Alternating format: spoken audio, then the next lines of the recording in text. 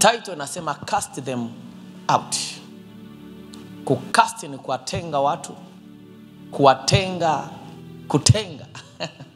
Kutenga. Casting ni kufukuza, kutenga, kuondoa. Sasa wewe utakachokiona huko mbele ndio utajua uweke kufukuza, kutenga, kuondoa, kuharibu, lakini ni kuondoa. Maana Kiswahili ni cast them out, ni kuwaondoa. Naposema them maana yake ni zaidi ya kimoja. Kuwaondoa watu kutoka mahali fulani. Kama ni watu, kuondoa ni kuondoa, kukihamisha kitu kutoka sehemu moja kukipeleka sehemu nyingine. Inawezekana ikawa ni watu, inawezekana ikawa ni tabia, inawezekana ikawa ni roho, lakini casting them ni kufukuza, kuziondoa. Na tunaposema kuondoa kitu kinachokuja, huwezi ukakiondoa kitu kama hauna nguvu zaidi ya hiko kitu. Hello? Hauwezi ukakiondoa kitu kama hauna nguvu ya kukiondoa. Ni rahisi nikaondoa hiki kilipa namba kutoka kwenye hiki kiti nikakileta hapa mezani, na wala nisifeel chochote. Ni kwa sababu nina nguvu ya kukiondoa. Lakini nikitaka kumuondoa Abedi hapa alipo, nguvu niliyotumia kwenye kile kidude cha lipa namba ni tofauti na nguvu nitakayotumia hapa. So kuna vitu kuviondoa unatumia nguvu ndogo, na kuna vitu kuviondoa ni lazima utumie nguvu kubwa. Na nguvu yoyote inaendana na nafasi ya mtu. Nguvu yoyote inaendana na nafasi ya mtu. Nafasi yako ndiyo inayodefine aina ya nguvu ambayo unayo. Ukiwa baba kwenye nyumba, kwa sababu ya nafasi ya baba, kuna aina ya mamlaka unayo, kwa sababu tu umekuwa baba wa ile familia. Ukiwa mama wa hiyo familia, kuna aina ya mamlaka unayo juu ya watoto wako, juu ya nyumba yako, kwa sababu ya nafasi.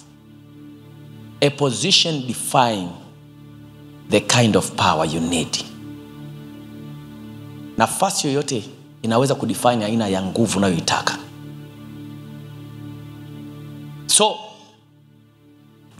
katika kufukuza, kuondoa, vitu vingine haviondoki kirahisi.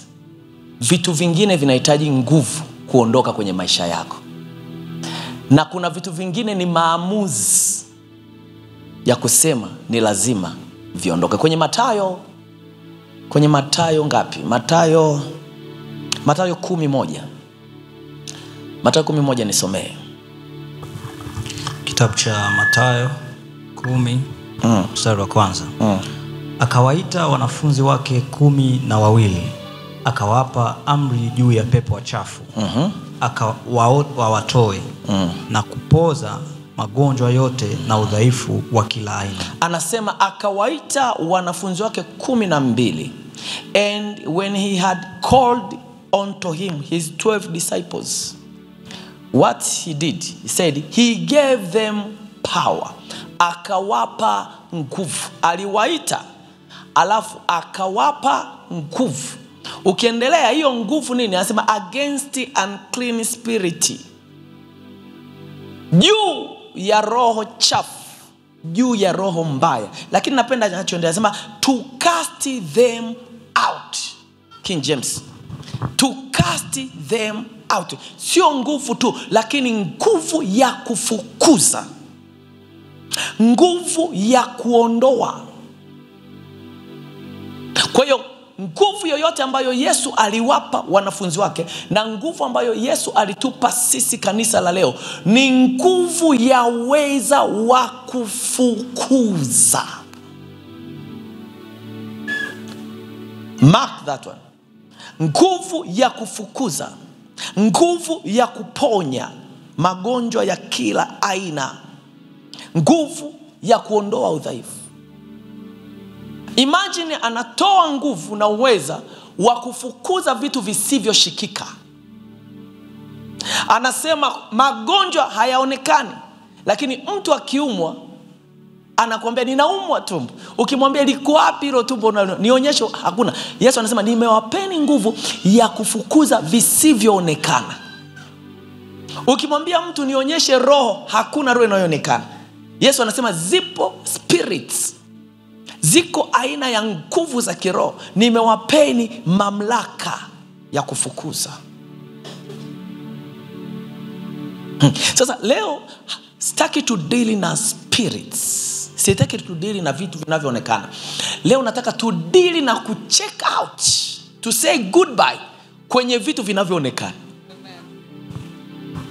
Kuna aina ya watu leo ni lazima to check them out, to cast them out. Kuna aina ya tabia leo ni lazima to cast them out. Kuna aina ya watu kadiri ambavyo wanaendelea kuwepo kwenye maisha yako, kuna some favors zinapungua kuendana na wewe. Kuna aina ya ugomvi hauwezi ukatulia mpaka baadhi ya watu waondoke kwenye cycle yako. Kuna aina ya mawazo hayawezi kuondoka mpaka baadhi ya watu waondoke. Nataka nikwambie, watu wanavyokuja hawaji tu na vitu vizuri, pia watu wanavyokuja wanakujaga na vitu vibaya. So muda mwingine sio swala la kuomba, kuna vitu vya kuombea na kuna vitu vya maamuzi vya kusema come out. Kuna watu unatakiwa ufanye decision leo kusema siwezi kuambatana na fulani, kwa sababu kadiri ninavyoambatana naye kuna milango ya kiroho inafunguliwaga, ninashindwa kujizuia kufanya kitu fulani. So the only way sio kuomba, the only way kuambia check out. Check out. Check out. Check out. Check out. Kuna sehemu Paul anawaongea kwenye Wakorinto wa kwanza, sio ngapi ile. Anasema kuna watu wanasema msiambatane nao hao. Sasa ningesema hata kula nao msile nao. Nadhani Wakorinto wa kwanza, sikumbuki vizuri, lakini nadhani Wakorinto wa kwanza 10 na kitu. Anasema kwa ndugu wengine, anasema hata msile nao. Wakorinto wa kwanza 5 kuanzia mstari wa 10. Wakorinto wa kwanza mlango wa 5. No, soma mstari kwanza wa 13. Mstari wa 13. Anasema lakini hawa walio nje ya Mungu atawahukumu. Ninyi muondoeni yule mbaya miongoni mwenu. Anasema wako ndugu katikati yetu ni wabaya, waondoeni. Huyu ni Paul analiambia kanisa la Korinto. Anasema wale wa duniani hawana shida, ila kuna watu ambao wako ndani, hao ni wabaya. Ukisoma mstari wa 10, 11, 12 anaelezea, anasema hata kula nao msile nao. Ni mstari wa ngapi? Kuanzia 10 hapa. Anasema sisemi mchangamane kabisa na wazinzi wa dunia hii na wenye kutamani na wanyang'anyi au na wenye kuabudu sanamu, maana hapo ingewalazimu kutoka katika dunia. Anasema lakini mambo yalivyo naliwaandikia kwamba msichangamane na mtu aitwaye ndugu. Msichangamane na mtu aitwaye ndugu. Usichangamane na mtu anaitwa mlokole. Usichangamane na mtu anaitwa Mkristo alafu anatenda vitu vya kidunia. Hello? Wewe umeokoka, anasema be careful. Kama hajaokoka huyo ni sawa, lakini kuwa makini. Yawezaje watu wenye tabia tofauti wakaendana? Lazima mmoja atamchukua mwingine. Angalia tabia yako ina nguvu ya kuvutwa au ina nguvu ya kuvuta. Hello? Leo nina deal na watu kwenye nafasi. You need to be very careful. Paul anasema watu wanaoitwa ndugu wana tabia kama hizo. Anasema achana nao. Anasema msikubali. Anasema msikubali hata kula naye. Hapo mbaya. Anasema watu wa namna hii ambao wanakuja kanisani, wanaisikia kweli, wameokoka, and they are still doing the same sin. Hata kula nao fine, usile nao. Kaa kaa nao mbali. Anaambia kaa nao mbali watu wa namna hii. Unajua kuna watu kadiri ambavyo wako kwako, kuna aina ya nguvu ambayo wanakuwa wanaitenda kushindana na wewe. Kuna watu kadiri ambavyo unawakaribisha, kuna watu kadiri ambavyo unawajua ni wabaya, ubaya wao unaweza ukakuhatarisha wewe. You need to be very careful.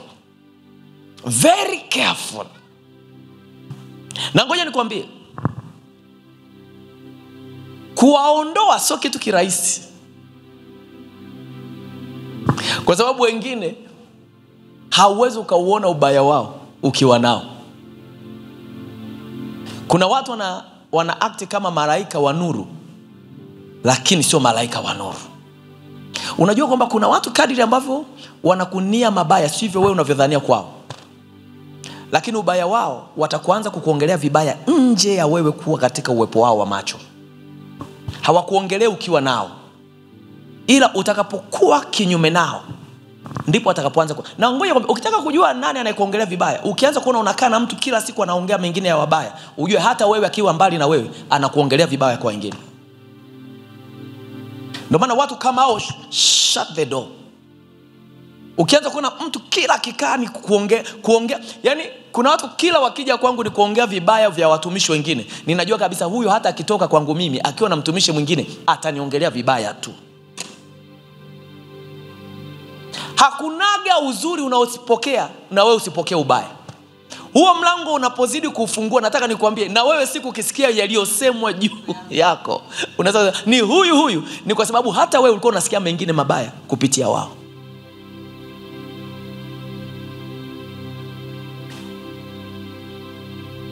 Leo tuna kazi moja tu. Cast them out. To say goodbye to them. Bado sijaanza. This is a foundation. So are we ready to start? Okay, fungua na mimi kitabu. Fungua na mimi kitabu cha Mithali 22:10. Tunaanza. Mithali 22:10. Karibu. Kitabu cha Mithali 22 mstari wa 10. Asema mtupe nje mwenye dharau na ugomvi utatoka. Naam, fitina na fedhea zitakoma. Mwandishi wa Mithali kama ni Daudi ama Solomon, kwa sababu hiki kitabu kimeandikwa na watu wawili. Hawa ni watumishi wa Mungu. Wanajua namna. Hawasemi muombe mwenye dharau. Napenda Biblia ya Kiingereza anasema cast out the scorners. TPT anasema say goodbye to troublemakers. Cast out wambea, automatically kiu ya kusoma neno la Mungu itaingia. Kuna vitu haviwezi kuingia mpaka umecast out. Sio mimi jamani. Daudi anaandika say goodbye to a troublemaker and you'll say goodbye to strife, tension and arguments. Anasema the moment umeachana, yani kuna watu ndani yao ni troublemakers tu. Kuna watu hawataki kuona ndoa yako ikiwa na amani. Yani kuna watu nao wanatamani kusikia I say baba jana amenipiga. Nilijua tu. Nilijua kwanza siku kwanza atakupiga tu, ila nilishindwa kuongea. Cast them out.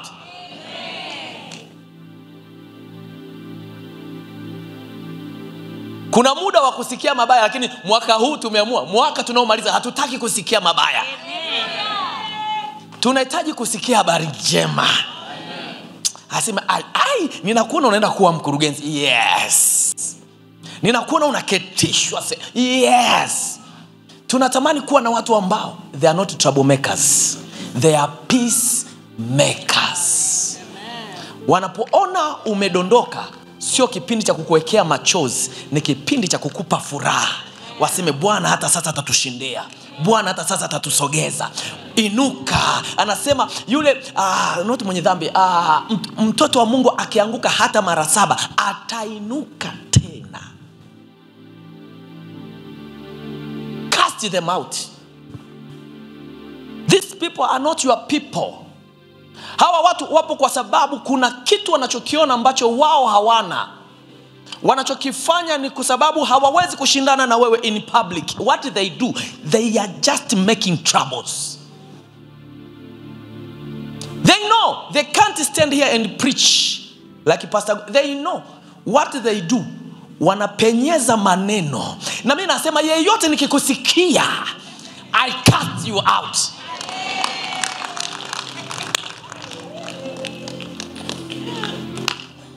By thunder, by fire. Nikikushindwa physically na kutafutia spiritually. Na iondoa nafasi yako spiritually in the mighty name of Jesus. I cast this guy out. He's a troublemaker in my ministry. Wewe kuna watu wawili wanaitwa Yane na Yambre. Mshaki wasomaga kwenye Timotheo wa pili. Nitafute Timotheo wa pili, wewe andika tu Yane. Andika tu Yane, atakuja. Paul anamwambia Timotheo, kuwa makini. Kuwa makini. Kuna watu wana tabia ya Yane na Yambre. Wametajwa mara moja tu kwenye Timotheo wa pili. Nitafutie. Anasema watu hawa walishindana na Musa. Imagine, Paul anakumbuka nini kilitokea. Niliwasoma Yane na Yambre, sikuwaona popote. Niliwaona kwenye Timotheo tu. Anawaambia Yane na Yambre, hawa jamaa, haujapata bado mwanangu. Ngoja nikutafutie. Timotheo wa pili 3:8. Yes, Timotheo wa pili 3:8. Anasema hivi, andika futa sema. Na kama vile Yane na Yambre walivyopingana na Musa, vivyo hivyo na hawa wanapingana na ile kweli. Ni watu walioharibika akili zao, wamekataliwa kwa mambo ya imani. Anasema Yane na Yambre walishindana na Musa siku zote. Anamwambia Timotheo, be careful. Kuna watu wana tabia ya Yane na kuna watu wana tabia ya Yambre. Hawa watapingana na wewe. Swala sio kuwaombea, swala hakikisha wanakuwa mbali na wewe. Unajua kwamba kuna watu ofisini kwako sio swala kusema baba njoo tuombe. Ni tukija kuomba tuwafukuze kwenye hiyo ofisi. Otherwise they will trouble you until you die. Hatutaki we troubled. Tunataka ukae kwa amani. Leo hii kuna watu tunawaondoa kwenye nafasi zao kwa sababu they are troublemakers to you. By thunder, by fire, we are taking them out. Kina Yane na Yambre. Anasema wakati Musa amekuja kwa Farao, alikutana na watu wawili hadi hao jamani niliwasoma, kumbe ndio chief magicians wa Farao walikuwa. Ndio waganga wakuu walikuwa wa Farao. Kuna watu hawatoki mpaka umewazidi aina fulani ya uwezo ndio watatoka. Hivi hawakuachi. They will trouble you. They will trouble you. Mama hoja ukivaa vizuri kinguo chako kama cha leo kicha white, mzee weja, kuna watu wasema ai nguo na mama hoja imemkaa vibaya, hawaoni jema kwako. Kina Yane na Yambre watashindana tu na wewe. Hata ukivaa gold zako za maana nasema hizi hata kali yako kwa 5000 tunapata. They can't see the good in you. Ukipandishwa nafasi sema alionga, hakuna jema litakalotoka. Kuna watu mmesingiziwa mmelala na mabosi ndio maana umepata hiyo nafasi. Ujue kina Yane na Yambre watashindana na wewe tu. Na ngoja nikwambie, usipofanya hawafanyi. Ila ukianza kufanya na wenyewe wanafanya. Kina Yane na Yambre, bibi yangu inaniambia hivi, Yane na Yambre ndio walioshika na wao wakageuza fimbo zao kuwa nini? Nyoka. Hawakugeuza nyoka kabla Musa hajaja. Musa alipofika kwa Farao akamwambia Mungu amesema ruhusu watoto wangu waende. Akasema Mungu wenu ni yupi? Akasema Mungu wetu ni Mungu wa miujiza. Anafanya nini? Akasema anageuzaga fimbo kuwa nini? Nyoka. Hebu nionyesheni. Alipoitupa kina Yane na Yambre wakatokea. Farao asikutishe. Hata sisi tunaweza. Yaani kuna watu tunasema hata mimi kuomba naweza. Kwa nini niombe? Achana niwe. Hata mimi kuhubiri nafanya nini? Kina Yane na Yambre wapo kila sehemu kwenye maisha yako. The only way to have power to cast them out. Amen. Kuna watu usipoongeza juhudi kwenye kufanya unachokifanya wanakuondoa. Sio kama naelewa. Mwanangu, kama uko ofisini kina Yane na Yambre hawatakuacha. Cha kufanya ongeza. Kama kazini wanafika saa 2, fika saa 12. Wakiondoka saa 12, ondoka saa 2 usiku. Weka bidii mpaka wenyewe waseme hatuwezi. Alipomaliza kugeuza fimbo kwa nyoka, Musa akaita vyura kutoka mtoni, na wao wakaita nini? Vyura. Walimsumbua Musa, na sio kitu cha siku moja. Musa akiingia kuomba na wao wanaingia kuomba, wanashindana.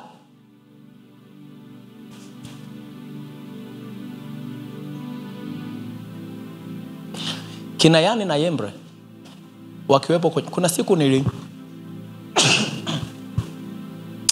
kuna siku sio miaka mingi, nikiwa hapa Dodoma, nilikutana na Yane na Yambre, ni rafiki zangu. Na kuelezea kisa hiki. Ile siku niliingia kwenye SGR, nilikuwa ninaomba mpaka nafika Dodoma, nikamwambia mke wangu haiwezekani, hizi dharau zimefika mwisho. Anambia, sawa unahubiri lakini hauna nguvu za Mungu. Pastor wangu ndiye ana nguvu, wewe huna. Kina Yane na Yambre watashindana kwenye kitu ambacho unacho, alafu ni watu marafiki zako. Niliingia kwenye treni sijala, moyo kama unadondoka hivi. Na mtafuta mpendwa yote ni muone, ni artist hata nikumbatie. Kuna maneno ni makali. Nikamwambia kweli Mungu itajulikana. Nikamshikisha disciple Lewis, nikamwambia Lewis, moyo wangu umesononeka sana. Nini? Nikamwambia nimekutana na Yane na Yambre, wameongea hivi na hivi. Asema mtafute Mungu. Nakwambia ndo kipindi niliombaga, ndo kipindi nadhani hawa watoto wangu wanajua. Kuna mwaka mzima hapa tulikuwa kila wiki mara 2 usiku tuko hapa. Paul alikuwepo, Ima alikuwepo, wanajua. Jumanne, Alhamisi, afu Ijumaa na mkesha. Kwa hiyo mara 3 kwa wiki lazima tuje kukesha hapa. Natafuta niambia Mungu, Yane na Yambre usipo proof kwao, hao jamaa wananiondoa. Wanabadilisha na wao fimbo kwa nini? Nyoka. Alipoita chura na wao wakaita nini? Chura. Akuishia hapo. Akasema baba nipe pigo lingine. Akasema ita chawa. Musa alipoita chawa, walijaribu kuita chawa hawajaja. Kuna level tutaanza nao, lakini kuna level watatuachia.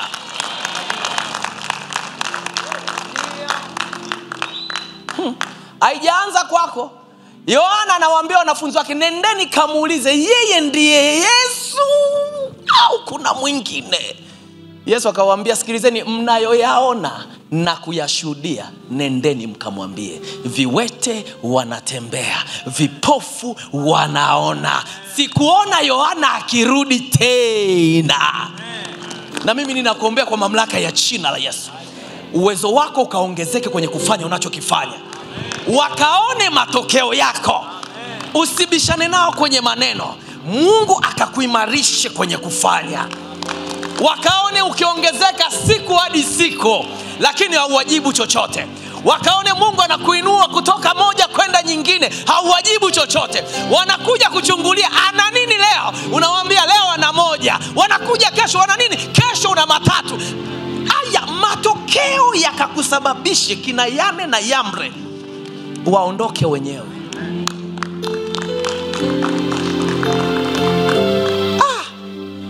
Cast them out. Say goodbye to them. Usipo wafukuza, hawa jamaa hiyo nafasi unayoitaka na wao wanaitaka. Kuna muda Mungu anamwambia Ibrahim, na nchi hii nitakupa, lakini ninasubiri uovu wa Amori ujae ili niweze kuwaondoa. Mungu ambii waombe. Katika sala nzima waombe waendelee kutenda mabaya ili uovu wao uwe justifiable, waondolewe kwenye nafasi. Means wasipoondolewa watoto wa Canaan kwenye nafasi, watoto wa Abraham hawawezi kuchukua hiyo nafasi. Kuna watu ubaya wao ni kipimo cha wewe kukuonyesha muda wako wa kuchukua nafasi unakaribia. Don't pray to them to have mercy. Otherwise, watu wanaondolewa kwa sababu Uovu wao ni sababu tosha ya wao kuondolewa. Kiwango chao bado hakijafika. Kuna kipimo kikifika ni lazima waondolewe. Unajua kwamba kuna watu kwa sababu ya cheo chao wanaharibu watoto wetu wa kike. Unajua kwamba kwa sababu ya nafasi ya huyo mama amepata anaharibu vijana wetu. Unajua kwamba kwa sababu ya nafasi zao wanaweza wakaiba wanavyotaka kuiba. Watu wa namna hiyo sio kuombea toba na rehema. Watu wa namna hiyo ni kucast out. Tunatakiwa kuwapenyeza watoto wa Mungu wenye hofu ya Mungu, wakaingia hizo sehemu ambapo tunajua watafanya maamuzi sawa sawa na mapenzi ya Mungu. Kuna agenda za sirini za shetani. Nimekumbuka, nifunulie. Anasema hata wabaya aliwaumba kwa siku yao ya ubaya. Nadhani ni Methali na yenyewe. Methali 18. Nimeikumbuka. Yes. Kuna watu sio wa kuombea. Methali 16:4. Methali 16. Mwanangu alaka. Anasema Bwana amefanya kila kitu kwa kusudi lake. Naam, hata wabaya kwa siku ya ubaya. Kuna watu wameumbiwa kutenda mabaya tu.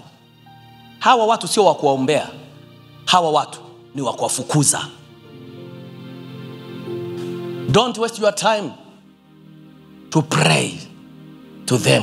God to have mercy on them. Don't. Kuna wabaya hata utende mazuri kiasi gani watauona ubaya ndani yako tu. Kuna watu hata uwasaidie kiasi gani bado watakushutumu tu. Ni kwa sababu wametengenezewa ubaya kwa siku mbaya kuleta mabaya. Watu kama hao sio watu wa kuwaombea. Wanangu, leo ukitoka hapa kuna watu wa kuwaombea na kuna watu sio wa kuwaombea. Kuna watu wa kucheck out. Kuna watu are wicked. Wanaloga na wanakuambia wanaloga. Unawaombea rehema ya nini? Take them out. Wewe una huruma kuliko Yesu?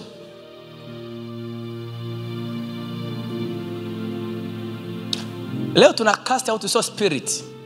Tuna cast out watu ambao tunajua wasipoondolewa hao watu agenda zao zinaenda.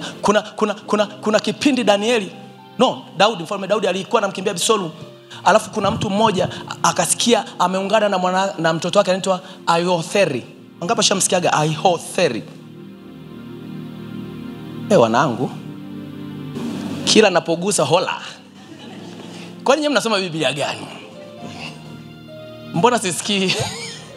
Ahithofeli hamumjui? Alipomkimbia Absalom, Daudi akaja, kuna watoto wa kuhani fulani nao walikimbilia kwa Daudi. Wakamwambia tumemwona Ahithofeli akiambatana na Absalom. Daudi akashika kichwa akasema, Mungu wangu, ninamjua Ahithofeli. Shauri lake, Biblia ilikuwa inasema hivi, shauri la Ahithofeli akiwa akimwambia Daudi ni kama amri Mungu ameisema kwa Daudi. Huyu jamaa alikuwa ana maamuzi, alikuwa na mawazo, akimpa mfalme hakuna mfalme anapinga. Daudi akasema, Mungu wangu, kama Ahithofeli rafiki yangu, ninajua akili anayo, kama ameungana na Absalom, mimi nimeisha.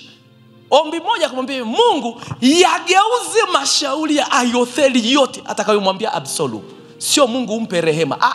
Geuza chochote atakachokiongea Ahithofeli kwa Absalom, Absalom akikataa. Tunawafukuza hata maneno yao yasiwe maneno yao mbele ya wakuu wetu. Kuna watu wakimwambia mkuu mfukuze huyu, anamfukuza. Tusipobadilisha mashauri yao leo hii, maneno yao tuyatoe, kila watakachokiongea kwa mkuu akikataa, una hiyo mamlaka. Maombi ya Daudi ya kwanza hivi, Mungu mbadilishe Ahithofeli, shauri lolote ya Ahithofeli lisipate kibali mbele ya Absalom, kwa sababu ninamjua. Kuna muda aliyopanga akamwambia, nipe watu 12,000 tu, nitamfuata Daudi alipo na nitamuua, nitakuletea hapa. Ahithofeli huyo. Unajua nini Daudi alifanya? Mbali na kuomba, Daudi akapanda mtu na yeye katikati ya Absalom, katikati ya washauri wa Absalom. Daudi na yeye akampenyeza mtu. Huyu mtu kishauri yake nini? Chochote anachokiongea Ahithofeli yeye anakipinga. Ahithofeli akisema A, yeye analeta C. Ahithofeli akisema B, yeye analeta D. Kuna nafasi ilitengenezwa. Daudi alisema ni lazima nimpenyeze mtu atakayeshindana na Ahithofeli kwenye kinywa. Ingawa nimeomba, lakini Ahithofeli sio tu swala la kuomba, ni swala la mtu kumweka kwenye nafasi ili alipinge shauri lake kwa mamlaka ya jina la Yesu. na mimi ninakupenyeza kwenye mashauri ya wakuu, na wewe ukapenyezwe kwenye ibada. Watakaposema shauri lao baya, awepo mtoto wa Mungu kusema shauri lililo jema. Watakapoleta ajenda zao za siri, kwa kuna mtu kwenye hiyo ofisi anasimamia ajenda za kimungu. Tusibaki kuomba alafu atupenyezi watu. Tunaomba lakini tunataka uende kwenye siasa, nenda kwenye biashara, nenda kwenye kazi, nenda kwenye shughuli, nenda. Hawa watu hawawezi kuondolewa mpaka watoto wa Mungu wamekaa kwenye nafasi. Ngoja nikwambie, Mungu alikuwa na uwezo wa kutuokoa tukiwa mbinguni. Akasema namtuma mwanangu. Akashinda. Sikiza, anasema hivi, ukisoma kwenye Revelation 12, kulikuwa na vita mbinguni. Mikaeli na malaika zake wakapigana na yule joka. Yule joka akatupwa wapi? Duniani. Na mahali pake mbinguni pakafutwa, hapakuonekana tena. Alafu vita ilipokuwa duniani, shetani akapewa ulimwengu. Bado Mungu akasema kuna watoto wangu, lazima Yesu uende. Minzi nafasi zinatafutwa. Ni lazima watu waondolewe kwenye nafasi, na ni lazima watu wakae kwenye nafasi. Ndipo shauri la Mungu linaweza likafanya kazi. Shauri la Mungu alifanya kazi kama utamaliza kuomba, lakini kwenye nafasi haupo. Na ndio maana wapendwa, tukimaliza kuomba, nataka nikwambie, nenda kafanye kazi. Nenda kafanye biashara.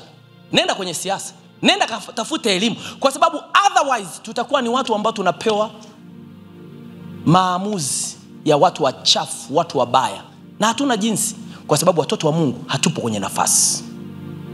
Sema, kila shauri la Heotheri nitaliondoa kwa mamlaka ya jina la Yesu. Nafasi yao itafutwa, haitaonekana. Kuanzia leo ninafuta nafasi zao. Popote watu wabaya ndani ya ofisi yangu, ndani ya biashara yangu, ndani ya ndoa yangu, ndani ya familia yangu, ndani ya watoto wangu, ndani ya ndugu yangu, yeyote mbaya leo anaondolewa.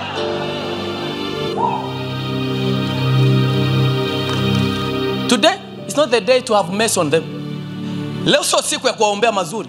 Unajua kabisa huyo mama anataka kumchukua baba yako, mume wako, na wewe unasema Mungu ni unamuombea rehema. You I wish ungemsikia mama mchungaji anavyoombaga maombi ya namna hiyo. Cast them out. Yeyote anemwangalia mume wangu, cast them out. Yeyote anatamani macho mume wangu, cast them out. Yeyote anatamani kipara, kuna watu wanapenda hadi vipara, cast them out. Mzingile kwa wigo wa moto. Mwambie ukimsogelea unapigwa shot ambayo hujawahi kuiona. Sitaki kusema mfano na nyamaza nao. Au ni useme? Mnapenda.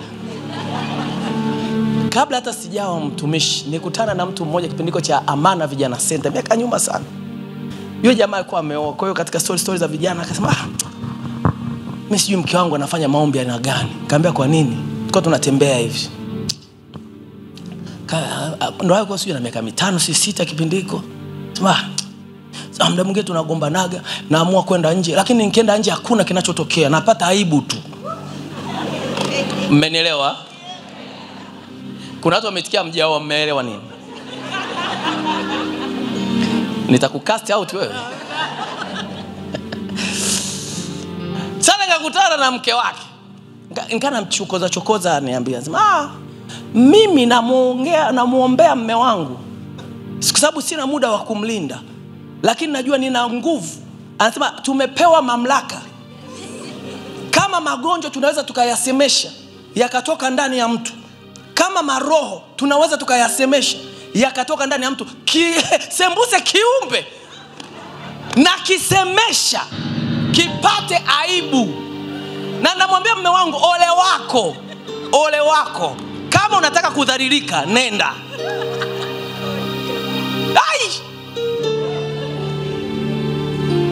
Sitaki mama mchungaji aombe namna hiyo.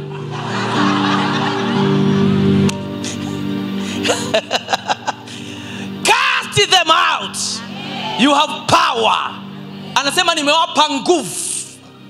Unajua kwamba unaweza ukasemesha chochote na kikakutii. Kama tunaweza tukasemesha tabia na zikatii.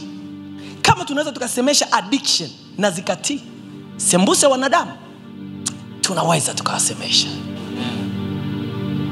Hey. Na ngoja nikwambie, kuna watu hawawezi kuondoka mpaka na wewe umefika level zao. Sio kanaeleka. Kuna muda ili huyo mtu akuheshimu na aweze kukuachia, ni lazima na wewe usogee. Usiposogea hata ufanye maombi ya namna gani, hao watu waondokage na bado mabaya watayaleta. Ngoja tuende kwenye kitabu cha Esther. Kuanzia mlango wa 5. Biblia inasema hivi.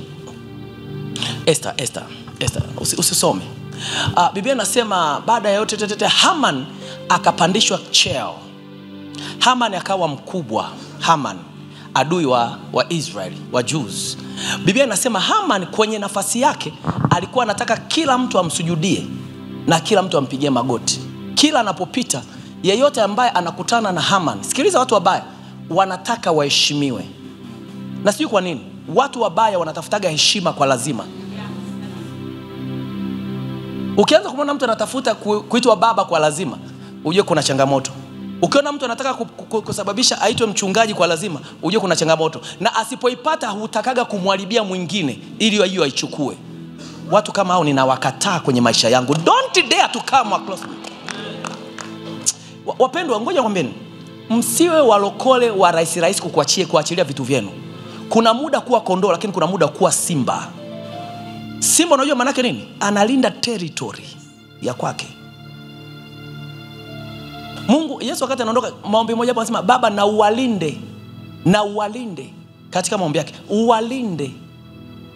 Kuna watu ni wabaya. Kuna sehemu nyingine Paulo anamwambia tena Timotheo, tutarudi kwa Haman. Anasema be careful na mtu anaitwa Alexander, mfua chuma. Ushakusomaga sehemu? The coppersmith. Anamwambia be careful na mtu anaitwa Alexander, kwa sababu huyu mtu alinitenda mabaya. Anamwambia bado anaishi mwanangu Timotheo, katika watu unaotakiwa kuwa nao mbali, kuwa mbali na Alexander. Sio uombe, ukimwona Alexander kimbia. Hivi unajua kuna aina ya marafiki zako unajua kabisa nikikutana naye huyu utu wa kale lazima urudi. Alafu bado unajua nini? Unajipeleka. That is Alexander. Run from him. Run from him. Biblia inasema Haman kwa sababu ya nafasi yake akaambiwa kwamba Mordekai hapigi goti wala hanyenyekei mbele yako. Akasema mnasemaje? Akasema Mordekai amekataa kukusujudia, to kneel and bow before you. Akasema muiteni. Na kweli Mordekai alivyoenda, wengine wote wanamsujudia. Mordekai akasema sitokusujudia, nitamsujudu Mungu peke yake.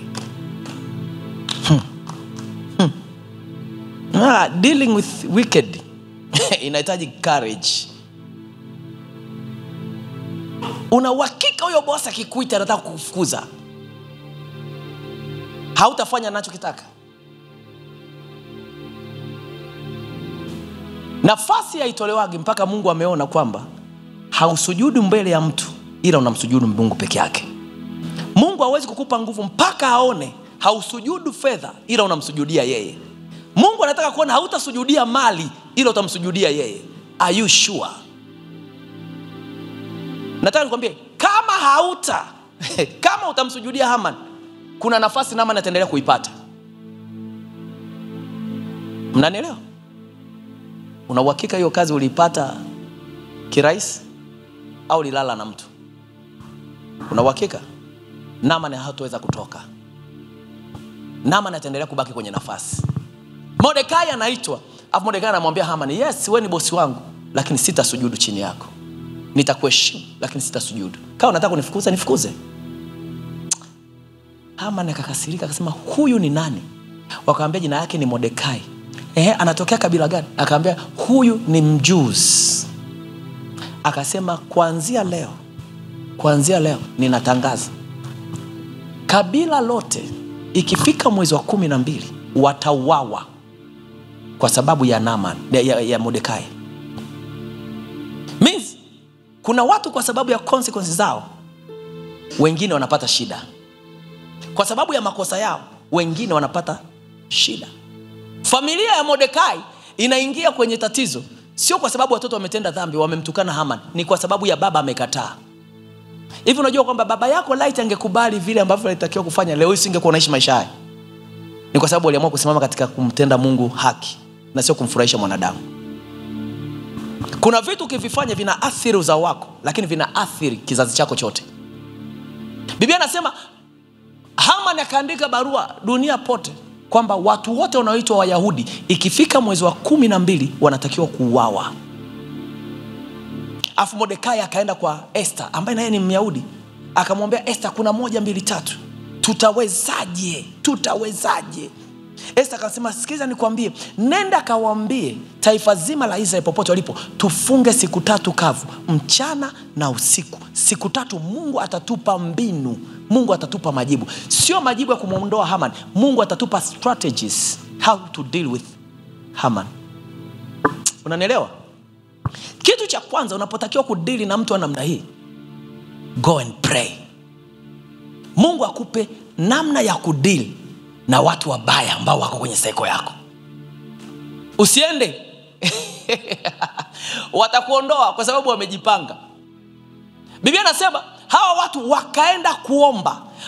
Esther akamwambia Mordekai, kawaambie tusile chochote, maana tufunge dry fasting for 3 days. And katika siku 3 Mungu atatuambia cha kufanya. Ni kama wakati Jona anaenda Ninawi, Mungu amemwambia nitaimaliza Ninawi. Alipopiga mbiu Ninawi, Biblia inasema mfalme Ninawi akaita taifa zima, akasema tufunge na kuvaa magunia ili ghadhabu ya Mungu isije katuangukia.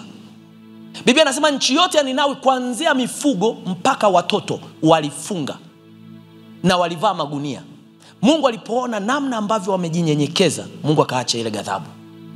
Kumbe Mungu anaweza kaingilia kesi yako kwa sababu akiona kuna namna umejinyenyekeza. Sio kanaeleweka? Muda mwingine hatufungi kufurahisha, muda mwingine kufunga kwetu ni kujinyenyekeza mbele za Mungu. Muda mwingine kujinyima kitu fulani ni kujinyenyekeza. Unaposema sitokula wali mwaka mzima ni kujinyenyekeza. Sasa ubaya tunataka kuwaondoa kina Haman, tunashindilia mwaka mzima. Ukiambiwa funga lazima nina kitovu kipana hivi, nikifunga kinapumua. Kuna mtu mmoja anasemaga hivyo, anasema baba mimi siwezi kufunga sababu kitovu changu nini? Utasema kitovu ndo kinakula. Anasema nikifunga kitovu kinafanya nini? Kinauma. Wangapi wana vitovu namna hiyo? Si kweli? Au ananipanga? Nikamwambia ndugu yangu, kuna sehemu hautaweza kufuka. Mwaka mzima ufungi, hauombi, haujinyenyekezi. Sio Mungu naye mjua mimi. Kuna wengine sema baba nina vidonda vya tumbo, mfunga tu vione kama vitakuja juu. Biblia inasema Esther akafunga. Alafu napenda Biblia, siku ya 3 siku ya 3 Esther akaenda mbele ya mfalme. Mungu akamwambia sasa ni wakati wawe kuweza kwenda. Siku ya 3. Wewe mwambie, sio kwamba alifunga siku 3 afu akasubiri. Akiwa anafunga siku ya 3. Means kuna majibu tunapojinyenyekeza na kuomba na kufunga mbele za Mungu. Automatically kuna mtu anatokaga na jibu.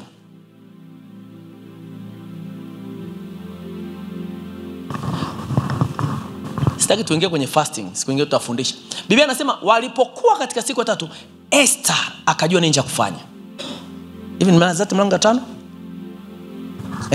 Sasa ikawa siku ya 3 Esther alijivika mavazi yake ya kifalme. Hapo ikawa siku ya 3. Alimwambia Mordekai tufunga siku ngapi? 3.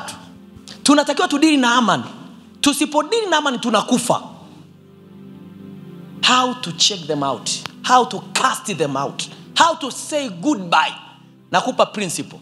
Kitu cha kwanza, jinyenyekeze mbele za Mungu. Tafuta mbinu ambayo Mungu atakupa. Sasa Mungu akikupa mbinu kwenye maombi, toka nayo hiyo mbinu. Lazima Mungu aongee. Sasa tunachukua case study ya Esther. Esther anasema hivi, siku ya 3 Mungu akamwambia Esther, vaa vizuri. Manake Mungu huangaliaga udhaifu wa mtu mwenye mamlaka juu yetu. Manake Mungu hutafutaga namna ya kukuketisha na mwenye mamlaka zaidi ya adui yako. Mungu akumwambia Esther nenda kajionyeshe kwa Haman. Mungu alimwambia Esther nenda kajionyeshe kwa mfalme. Kwa sababu gani mfalme? Kwa sababu anajua amri ya Haman anayeweza kuitengua ni mfalme peke yake. Kwa hiyo siku zote tutafute nafasi mbele ya wenye mamlaka zaidi. Na ndio maana nasema tukimaliza kuomba kwenye siasa nenda, kwenye biashara nenda, lazima tutafute nguvu. Alichokuwa anakitafuta Esther ni nguvu ya kushindana na Haman, lakini isitoke kwake, kwa sababu hata yeye hana. Biblia inasema Haman alipopewa mamlaka, mfalme alitoa pete yake akampa Haman. Unajua maana yake nini? Mamlaka yote, chochote atakachokisema Haman ndicho amekisema nani? Mfalme. Kuna watu wana mamlaka, lazima tutafute mamlaka juu yao. Kuna watu wana nafasi, lazima tutafute nafasi juu yao ili tuwe na nguvu juu yao. Biblia inasema nimewapa mamlaka juu ya. Sio kama unaelewa mstari usome kwenye Mathayo 10. Nimekupeni mamlaka juu ya nguvu zote, juu ya magonjwa. Means kuna mamlaka zaidi ya magonjwa. Ni nguvu, lakini mna nguvu zaidi yake. Mapepo ni nguvu, lakini mna nguvu zaidi yake.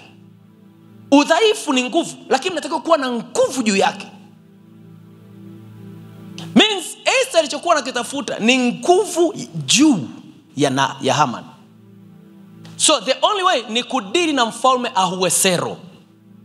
Atadili naye vipi? Ni lazima tafute nafasi kwa mfalme. Ni lazima tafute nafasi kwa mfalme. Wakati Haman anaendelea na mipango yake, Esther haendelei na mipango. Esther anadili na mfalme. Na Mungu ameshamwambia kajihudhurishe mbele ya mfalme. Sasa ninaendaje mbele ya mfalme? Ndio kitu pekee tuangalie. Ninaendaje mbele ya mfalme Ahasuero? Mungu ameniambia niende nikaongee na mfalme Ahasuero. Nina neno, lakini ninaendaje? Nataka nikwambie, Esther kuambiwa vaa mavazi ya kifalme. Esther aliambiwa hivi, nenda kaongee na mfalme Ahasuero. Means kilichofuata, Esther kaanza kuangalia nini mfalme anapenda na nini mfalme hapendi. Unanielewa?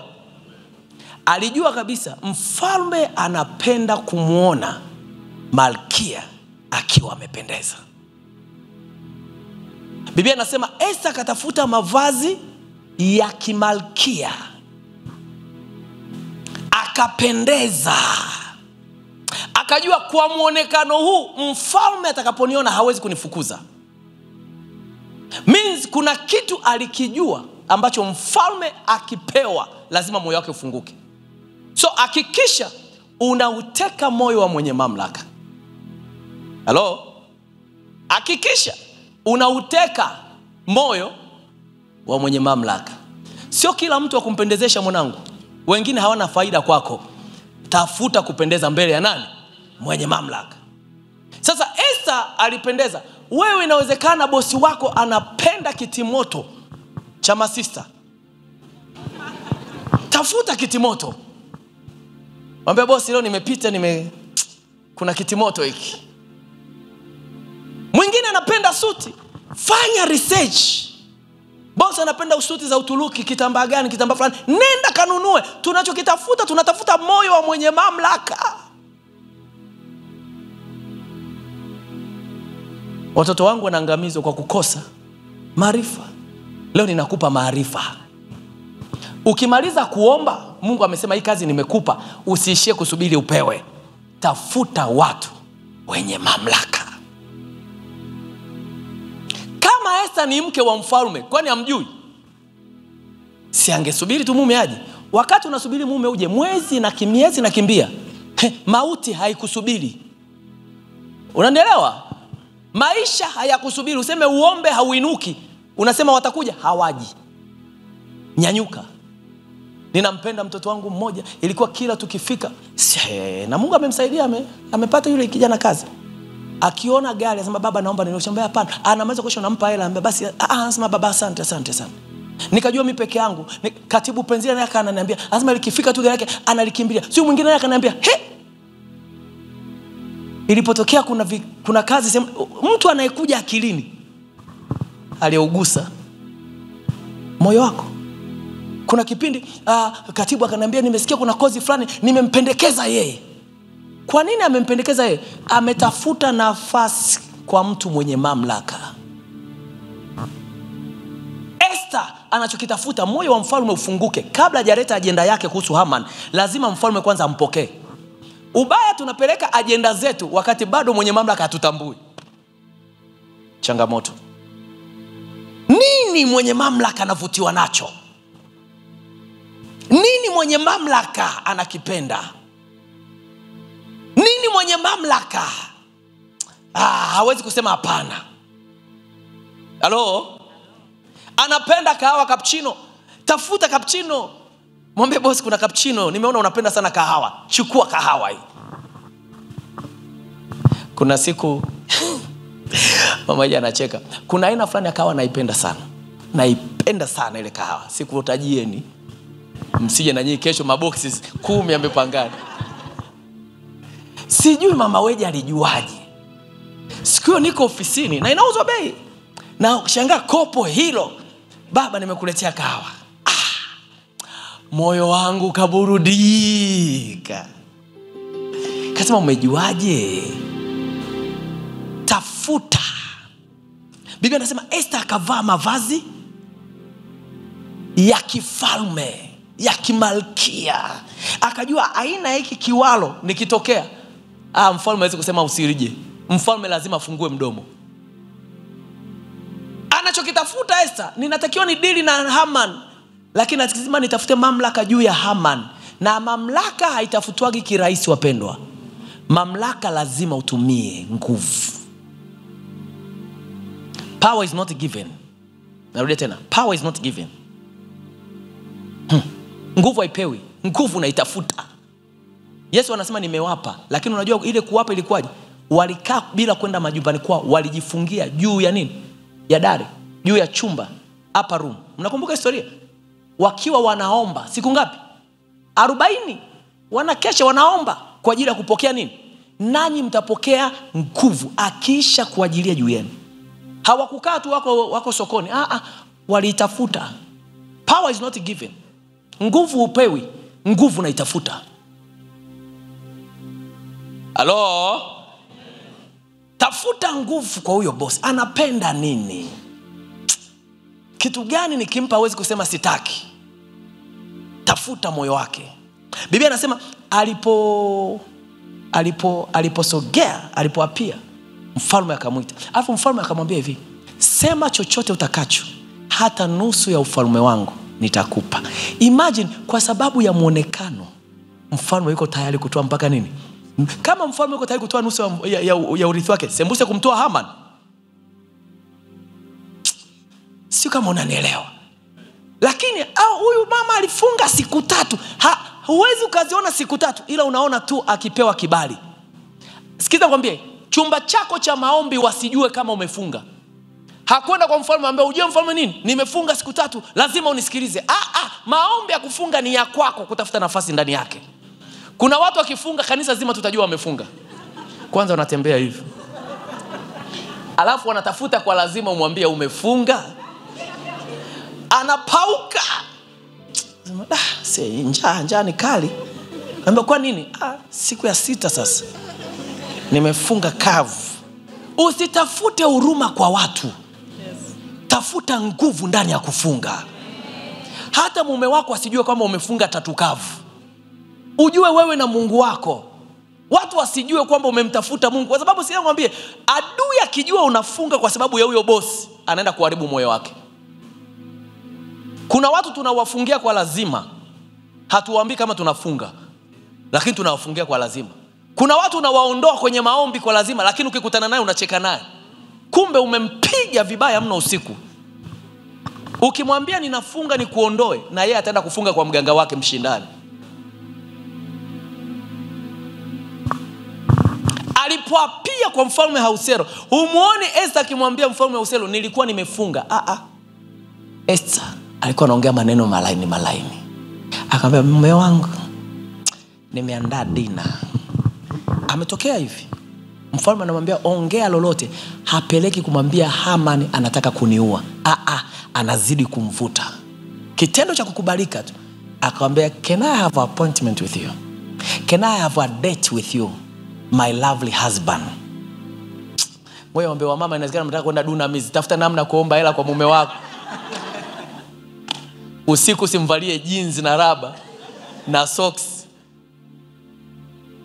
Leo na mzula, mama mchungaji ananiambia, na miwani. Kuna namna ya kuapia mbele ya mfalme. Lazima mfalme afunguke moyo. Leo kiwalo chako umetoka nao, mume wangu naweza nikakupeleka lunch. Mke wangu lunch? Mara mwisho lunch nakumbuka baada ya honeymoon. Leo huyo baba ataenda, kumbe unamvuta.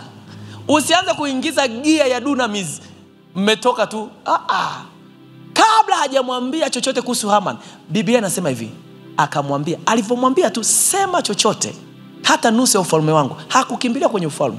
Akamwambia, mume wangu, nimeandaa chakula, ninahitaji uje kula wewe, lakini mkaribishe na msaidizi wako Haman aweze kuja kwenye chakula. Mbinu za kivita. Mpe, akishakubali huyo bosi, kiatu umemnunulia usuti, akikubali, lakini bosi, nahitaji kuwa na maongezi nawe. Sio hapo hapo ofisini kuna mafaili, kuna kusaini unataka. Mwambie bosi, jioni ya leo unaweza tukawa na, nimeandaa kuna dinner sehemu fulani. Tafuta hoteli moja nzuri hapa. Mwambie kuna mazungumzo fulani nataka tuongee, lakini sio hapa, lakini nimeandaa dinner. Tafuta kitu anachokipenda, hoteli anayoipenda. Kama ni Hyatt, mwambie nadhani utakuwepo lini da. Asema kuna lunch nimeandaa, basi ukitoka kwenye kikao twende lunch masaa mawili tu. Kuna jambo muhimu sana naona ofisini hatuwezi kuongea. Sikiza, mwambie hakunaga mtu apendagi sehemu nzuri. Spend hiyo 300,000 400,000, lakini unatafuta moyo wa nani? Boss. Unajua Esther aliandaa chakula cha namna gani cha mfalme, alafu ale na marafiki zake. Unajua kichakula cha namna gani? Unataka kudili na mtu kumuondoa? Tafuta moyo wa mwenye mamlaka. Mfalme akasema haina shida. Hapo Biblia inasema Haman akapewa taarifa. Haman naye akasema nitakuja. Hafu Haman akaenda kwa mke wake anaitwa Zareki. Akamwambia, mke wangu, nimealikwa katika dina ya leo, nimealikwa mimi na mfalme tu. Najua mfalme kuna jambo nataka kulifanya. Haman naye akavaa vizuri, akaja dina. Wakala dina pamoja. Mfalme akasema tena, mke wangu, niambie unachokitaka. Akamwambia yes, anakuja. Mwache bosi aonyeshe shauku ya kutaka nini unataka. Asijue unachokitaka, kifiche. Mwanzie mbali, unamsogeza. Ukiwa na mtego wa panya ukiweka mtego kule, unamtafutia namna ili aweze kwenda kule. Unaanza kumwekea vinyama sio vitu gani vile mpaka asogee kwenye nini? Kwenye mtego. Au kama unataka kumkamata kuku na mtego, unamwekea nini zile? Punje za mahindi au mchele mpaka kwenye nini? Kwenye banda. Sio pale mwanzoni tu umeliweka aji. Biblia inasema hivi, walipokula wakashiba, mfalme anasema ongea tena. Alafu Esther sema chochote. Anamwambia, baba, ikikupendeza na kesho tena uje ufanye nini? Tuwe na dina nyingine.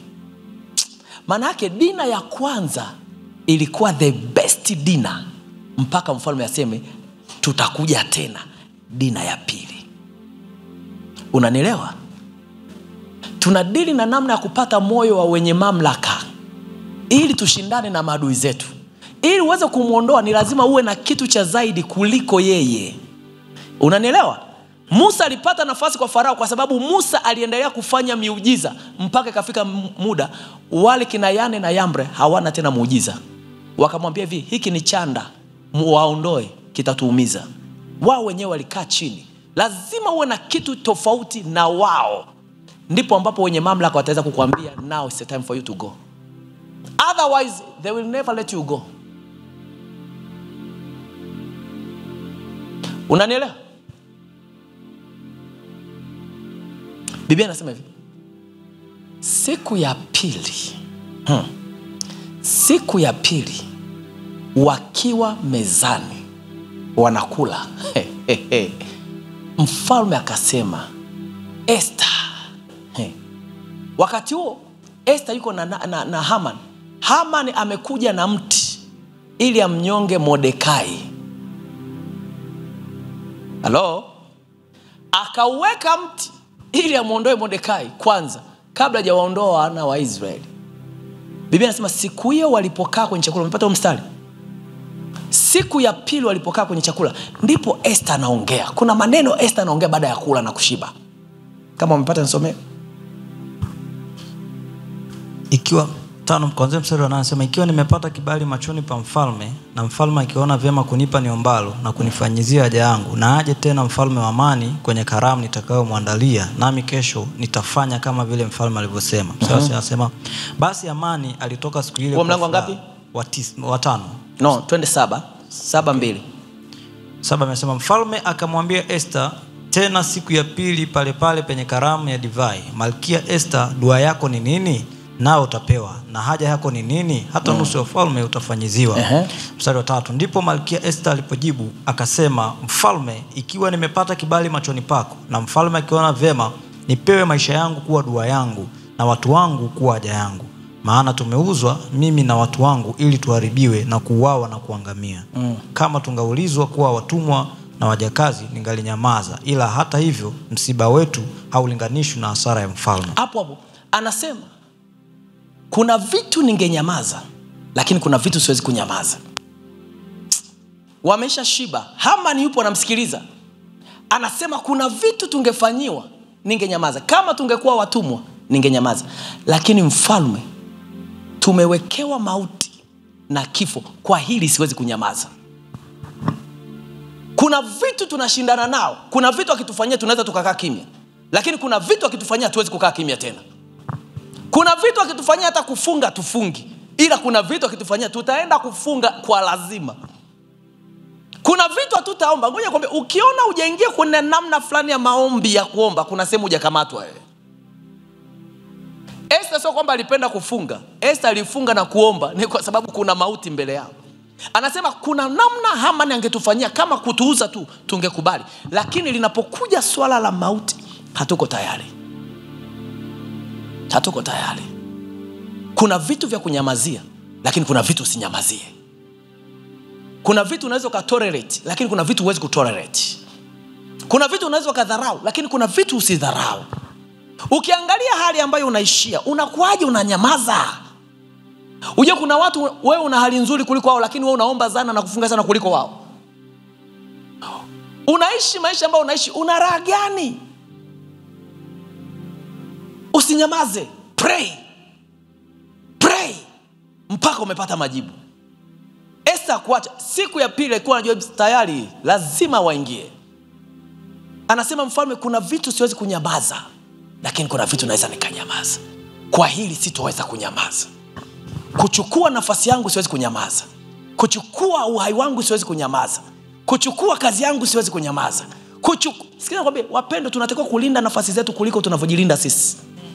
Unajua kwenye hiyo nafasi ndio purpose ya Mungu imewekwa kwa sehemu hiyo. Unajua kabisa kwenye hiyo nafasi ndipo Mungu anataka kukusaidia na kunyanyuka. Alafu kuna mtu anataka kuichukua. Sema I refuse it. Kataa. Biblia inasema Esther akamwambia, huyu kuna mtu ametuwekea mauti. Kuna ngoja yeyote ambaye anashindana kuchukua nafasi yako, ama yeyote ambaye yupo anashindana na wewe, kuna vitu ambavyo huwezi kuvipata mpaka ameondoka kwenye hiyo nafasi. Kuna vitu huwezi kuvipata mpaka ametoka kwenye hiyo nafasi. Mfalme kuna vitu amempa Haman, ni lazima aondoke ndipo Mordekai avichukue na Esther. Sema mistari ufuata. Wewe Haman.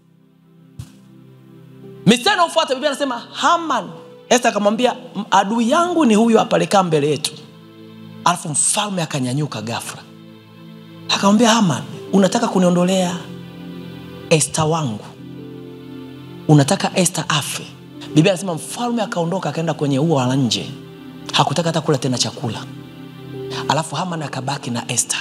Biblia inasema Haman akanyanyuka akalala miguuni pa Esther akimuomba Esther msamaha. Kwa sababu anajua mfalme ni lazima muondoe. Kuna muda unautengeneza moyo wa mfalme kwenye maombi. neno lako linakuwa sheria juu yake. Kuna muda unaomba, kuna muda unakamata ofisi, kuna muda unakamata mazingira yako, mazingira yanakusikiliza wewe. Kuna muda unasemesha ardhi, ardhi inakusikiliza wewe. Kuna muda unasemesha situation mpaka situation inakusikiliza wewe. Sikiza, Biblia inasema tumepewa kumiliki na kutawala. Hakikisha sio kumiliki tu, unaweza ukamiliki na sio cha kwako. Unajua kwamba unaweza ukaendesha gari ambayo hata miaka na miaka afu kadi sio jina lako.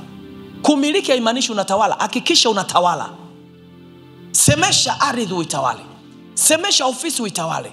Semesha biashara uitawale. Kwa sababu kuna kina Hamani wana amri, hawasikilizi amri yako. Semesha uchukue nafasi. Biblia inasema alipolala na kuomba, Esther alishamaliza. Amri inabaki kwa mfalme. Biblia inasema wakaja watu kwenye mti ule ule alimwekea Mordekai kufa, ndio mti ule ule Haman akaenda kutundikwa. Kwa sababu gani? Kuna watu walimuondoa kwanza kwenye nafasi. Walimuondoaje? Kuna watu walifunga na kuomba. Kuna watu walitamka kwamba lazima Haman aondolewe. Lazima Haman aondolewe. Itakuwaje kuwaje? Wakadili na moyo wa mkuu. Moyo wa mkuu ukapata nafasi kwao. Leo tunaenda kuomba Mungu, kuna watu lazima waondolewe lakini wana nafasi kuliko mimi. Kuna watu lazima waondolewe lakini sina namna ya kuwaondoa. Tusidili na wao. Tudili na wenye mamlaka zaidi yao. Wawe upande wetu.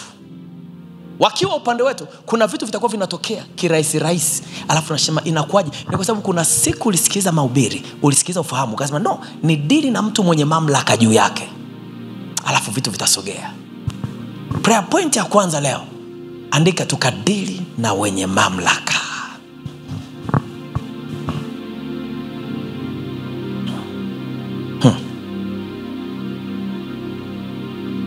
Kudili na wenye mamlaka. Ukidili na mwenye mamlaka, ni rahisi mwenye mamlaka kutoa amri itakayokufavor wewe. Yeyote ambaye yupo kwenye hiyo ofisi tudili naye. Sasa kuna vitu vilitokea. Mstari wa mlango wa 8 tunaanza.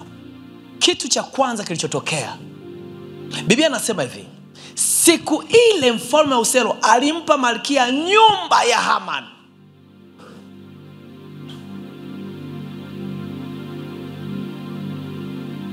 Anasema kitu cha kwanza, mfalme means kulikuwa na mali, kulikuwa na vitu ambavyo watoto wa mfalme, watoto wa Mungu kina Esther wanatoka kuwa navyo lakini hawakuweza kupata. Yeyote anayekupinga, ujue kabisa kuna kundi la watu wanalo. Kuna kundi la vitu wanavyo. Usipomuondoa kwenye nafasi, kuna baadhi ya baraka huwezi kuzipata. Unakumbuka wakati Musa anashindana na Kora. Kora alikuwa na watu zaidi ya 100 ambao wanamsupport Kora. Hawakutaka kabisa kuambatana na nani? Na Musa. Musa akasemaje? Akasema kama Mungu aliyeniita utakufa kifo cha kawaida, mimi sijaitwa. Kufa utakufa lakini hautakufa kikawaida. Ili watu wajue kwamba mimi nimeitwa kuliko wewe. Musa anashindana na Kora na ni ndugu yake, amuondoe kwenye nafasi. Ujue kwa sababu gani? Kora alisema hivi, wewe nani aliyekuchagua uwe mkuu wetu? Na ni kweli Musa kuchaguliwa na watu, ila Musa alichaguliwa na Mungu. Kuna watu wanashindana na wewe kwa sababu wanasema huna elimu kama sisi, huna experience kama sisi. Wewe mbona sio kabila letu? Wewe mbona sio wa kwetu? Sikiza mwambie, wewe umechaguliwa na Mungu, hujachaguliwa na wanadamu. Vita yako usipigane nao, pigana katika ulimwengu wa roho. Kitu ambacho Musa aliwaambia, akamwambia sikizeni, leo hii twendeni hekaluni tukamuulize Mungu. Afu Mungu anasema jitenge na kina Kora. Alipoambia tujitenge nao, alijua kabisa mauti na wakaribia. Akamwambia mauti mtakayokufa sio mauti ambayo ishawahi kutokea, haijawahi kutokea. Nafasi usikubali iondoke kirahisi. Ardhi usikubali kuipoteza kirahisi. Biashara yako usikubali kupoteza kirahisi. Mali zako usikubali kupoteza kirahisi. Linda katika ulimwengu wa roho. Unajua mauti kabla haijakufika wewe inaanza kwanza kuleta mauti kwenye vitu vyako vya kawaida. Ukianza kuona hiki kinakufa, ujue mauti inakaribia. Kataa. Biblia inasema hivi, kitu cha kwanza mfalme alichokifanya, alichukua nyumba za Haman akampa Esther. Kumbe watu wanaoshindana na wewe unapowafukuza, mali zilizokuwa kwao, influence iliyokuwa kwao, automatically inaondoka na kuwa juu yako. Kama Haman asingeondolewa, kuna vitu Esther asingevipata. Nataka nikwambie, asipotoka kwenye hiyo nafasi, kuna baadhi ya nchi unazisikia hutakwenda. Kuna baadhi ya safari hautazisikia, utaambiwa tu wewe mtumba kuchukua barua ndio utaenda. Ni lazima tuwaondoke na Haman. Kwa sababu kunajua kuna vitu ambavyo Mungu anaruhusu. Kuna vitu huwezi kuvipata mpaka umekaa kwenye nafasi. Biblia inasema apataye mke amepata kitu chema, naye amepata kibali kwa Bwana. Means kama hauna, kuna namna ya kibali huwezi kukipata. Kwenye nafasi ya ndoa kuna aina ya kibali kipo. Umesikia mwanangu? Kumbe hujaoa. The same kwenye ulimwengu wa mwili kuna nafasi ambazo zinaendana na kibali ambacho Mungu anakiachia. Imagine Esther kabla amekuwa mke wa mfalme, lakini kuna baadhi ya mali hana. Siku Haman alipoondolewa akaketi kwenye nafasi, kuna baadhi ya favor zikaanza kumvutia. Mfalme akampa nyumba ya nani? Ya Haman. Kitu cha pili, mstari wa pili, basi mfalme akaivua pete yake aliyompokonya Haman, akampa Mordekai. Mamlaka inahamishwa. Maana ya pete ni mamlaka. Zamani ikiwepo wafalme wakiandika barua wanaweka saini yao kwenye pete. Kwa hiyo kuna pete ya mfalme ilikuwa inajulikana. Maana yake Biblia inasema hivi, Haman akaondolewa pete, akapewa Mordekai. Kuna mamlaka inahamishwa, ambacho sasa hivi Mordekai umechukua nafasi ya Haman. Chochote ambacho Haman alikuwa anakifanya, sasa hivi kinafanyika kwako wewe. Means kuna aina ya influence Mordekai akaanza kuwa nayo. Kuna aina ya mamlaka Mordekai akawa nayo. Chochote anachokisema Mordekai ni kama Haman angekisema. Chochote anachokifanya Mordekai ni kama Haman angekifanya. Sasa hivi imehamishwa hiyo mamlaka juu yake. Means tunaweza tukaomba na kuna aina ya mamlaka tukaivuta. Kuna aina ya mamlaka tunainyang'anya. Kuna aina ya mamlaka ndani ya watu wabaya inaondolewa. Ni kwa sababu gani? Ni kwa sababu watoto wa Mungu walijinyenyekeza, alafu Mungu akawapa hiyo nafasi. Kwa mamlaka ya jina la Yesu Kristo. Kwa mamlaka ya jina la Yesu Kristo. Baba, mamlaka yoyote ambayo watu wabaya wanatembea nayo, ambayo watu wabaya wanakuwa nayo kwa ajili ya kutenda mabaya, ninaihamisha hiyo mamlaka katika ibada hii. Ninaihamisha hiyo mamlaka katika ibada hii. Ninaihamisha hiyo mamlaka katika ibada hii. Kila mamlaka ambayo Haman anayo, huyu adui wa watoto wa Mungu anayo, huyu adui wa watoto wa Reality Dodoma anayo, katika ulimwengu wa mwili na ulimwengu wa roho, ninaihamisha hiyo mamlaka. Ninaihamisha mchana wa leo. Isiwepo mikononi mwao tena. Isiwepo mikononi mwao tena. Mauti walizozitengeneza, hila walioitengeneza, mbinu walizozitengeneza, ninazihamisha katika ulimwengu wa roho. Ninaivua hiyo pete ya mamlaka katika vidole vyao. Ninavua kibali mikononi mwao. Ninavua kukubalika mikononi mwao. Ninawapatia watoto wako ambao wanakutafuta, ambao wanalitafuta jina lako, ambao wanatafuta nguvu zako, ambao wanatafuta neno lako, ambao wanatafuta muujiza wako, ambao wanatafuta kwa ajili ya kazi yako, ambao hawatafuti kwa ajili ya manufaa yao, ila wanatafuta kwa ajili ya ufu wako. Yeyote ambaye yupo kwenye nafasi akimkandamiza mtoto wako, yeyote ambaye amekalia hiyo nafasi akimkandamiza na kumuumiza, yeyote anaingilia ndoa ya watoto wa Mungu, yeyote anaingilia kazi ya watoto wa Mungu, mchana wa leo tunamuondoa kwenye hiyo nafasi. Tunamuondoa kwenye hiyo nafasi kwa mamlaka ya hili neno. Popote Hamani alipoketi, popote Hamani alipoketi, ninamuondoa kwa mamlaka ya jina la Yesu. Biblia inasema hivi, haikuishia hapo. Esther akaenda tena kwa mfalme, akamwambia mfalme, kuna barua zimeandikwa kwa ajili ya kwetu sisi kufa. Kuna kuna barua zimesambazwa, ikifika mwezi wa 12 tutatakiwa wote kufa. Na hizi barua zimesambazwa mpaka Afrika. Ukisoma Biblia inasema zilifika mpaka Kush, zilienda sehemu zote. Mfalme akamwambia Esta, unaniomba kitu gani? Mbona nimewapa mamlaka tayari, mbona mna pete tayari mkononi? Mwambie Mordekai andike barua, akazisambaze kwenye kila jimbo, akazisambaze kwenye kila ofisi, akazisambaze kwenye kila biashara, akasambaze kwenye kila eneo, akasambaze popote kwa mtoto wa Mungu, kwa mamlaka ya jina la Yesu Kristo. Nyaraka hizi zikasambaze kwenye ofisi zako, kwamba wewe ni mtoto wa Mungu, unatakiwa kuwa huru. Nyaraka hizi zikasambaze kwenye biashara yako, kwamba wewe ni mtoto wa Mungu, hautakiwi kupata hasara. Nyaraka hizi zikawekwe. Waliposema biashara yako itakufa, ninabadilisha nyaraka kwamba zitaishi. Waliposema ndoa hii inazikwa, ninabadilisha hiyo nyaraka kwamba ndoa hii itaishi. Waliposema utafungwa, ninabadilisha nyaraka kwamba utaishi.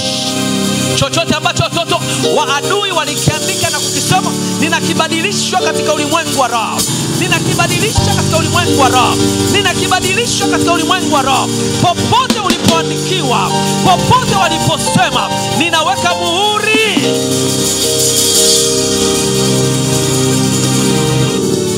Biblia inasema wakatafutwa wanyama wa mfalme wenye spidi kwa ajili ya kwenda kupeleka zile nyaraka.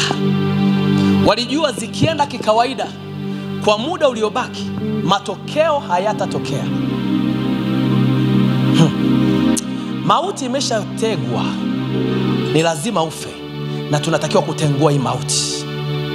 Kuna watu ambao wameambiwa ikifika mwezi wa 12 lazima hiyo biashara ufunge.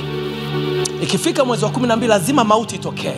Ninasimama katika nafasi ya kikuhani, ninatuma hawa malaika, ninatuma malaika wa uzima katika ulimwengu wa roho.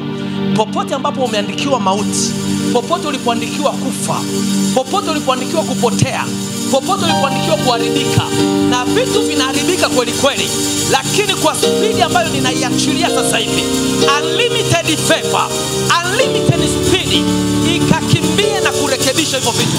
Popote ambapo wamesema vife, hii speed ikabadilishe, hii speed ikabadilishe.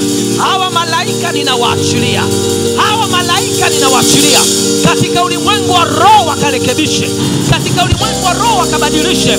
Chochote ambacho kimewekwa giza kikawe nuru, chochote ambacho kimewekwa mauti kikawe na uzima tele. Wakabadilishe, wakabadilishe, wakabadilishe, wakabadilishe.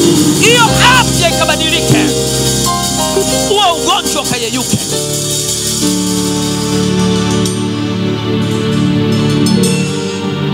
Bibi yangu inaniambia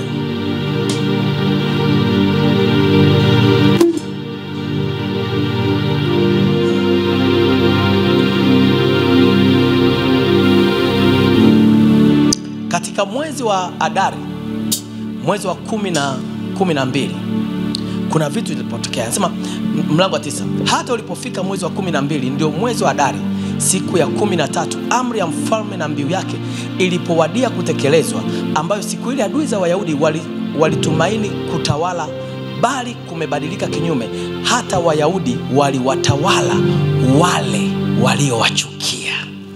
Ilipofika mwezi wa 12, Biblia inasema hivi,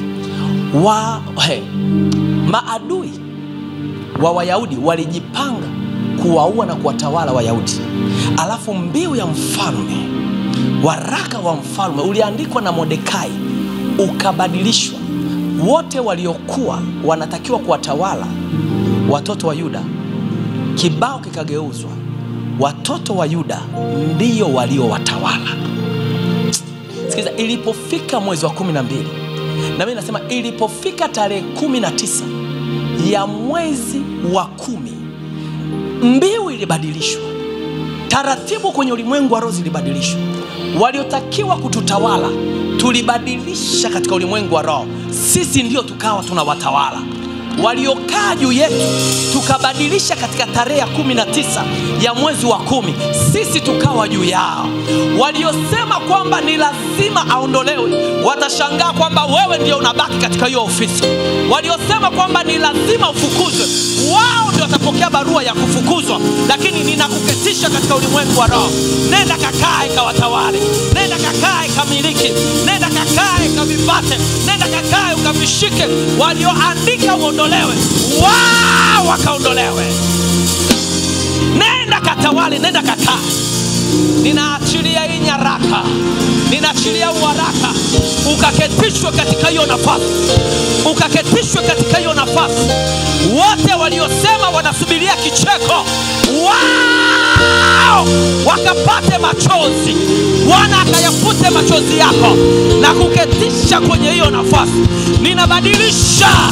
Ninabadilisha nyaraka katika ulimwengu wa roho, nazibadilisha kuanzia sasa. Malaika mnaofanya kazi na mimi mnanisikia, malaika mnaofanya kazi na mimi mnanisikia. Ninabadilisha nafasi za watoto wa Mungu, ninabadilisha nafasi za watoto wa Mungu. Ninawaweka wanapotakiwa kukaa, ninawaweka walipokusudiwa, ninawaweka walipoitwa kwenye ile nafasi.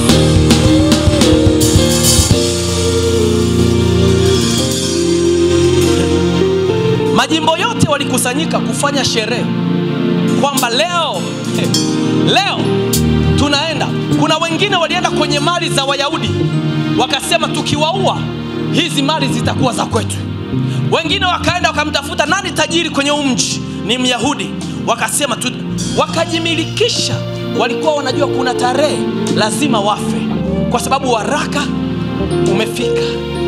Siku waliotaka kuwaua, nyaraka inatoka inasema hivi: wote waliosema wachukue vitu vyao, wewe kachukue vitu vyake. Yeyote aliyesema achukue nafasi yako, wewe kachukue nafasi yake. Yeyote aliyesema atachukua mume wako, wewe utamrudisha mume wako. Yeyote aliyesema anachukua hiyo kazi, Biblia inasema nyaraka zilibadilishwa na wao waliotakiwa kutawala wakatawaliwa. Sio kama unaelewa. Ni kwa sababu maombi ya siku 3 walibadilisha. Sikiza, kitendo hiki kimetumika sio chini ya siku 5. Vitu vinabadilika. Vitu vinabadilika. Haijalishi umepitia shida namna gani, lakini kwa sababu ya mamlaka ambayo Mungu ameiachilia katika ibada hii, yeyote ambaye alichukua nafasi yako, yeyote anayewinda nafasi yako, yeyote anayewinda kazi yako, yeyote anayewinda chako, mimi kama kuhani wa Mungu hapa, ninabadilisha hiyo nafasi sasa hivi. Wewe ndio unaichukua. Wewe ndio unaichukua. Nenda kaichukue. Nenda kaitawale. Nenda kaichukue. Nenda kaimiliki. Nenda kaichukue. Nenda ukaketi. Nenda ukaichukue. Nenda kamultiply. Nenda kaichukue. Nenda kaizidishe. Kwa sababu neno la Bwana limeachiliwa. Wote waliokutawala utawatawala.